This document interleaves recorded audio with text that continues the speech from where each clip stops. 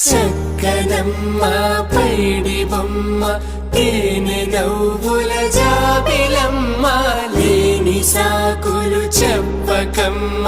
పట్టువోణి కట్టవమ్మ నాన్నయదపై నిన్నటిదాకా అల్లరి ఆటలు ఆడినా చిన్నారి తల్లి లేత భుజములు నేడు చీరలు మోయునా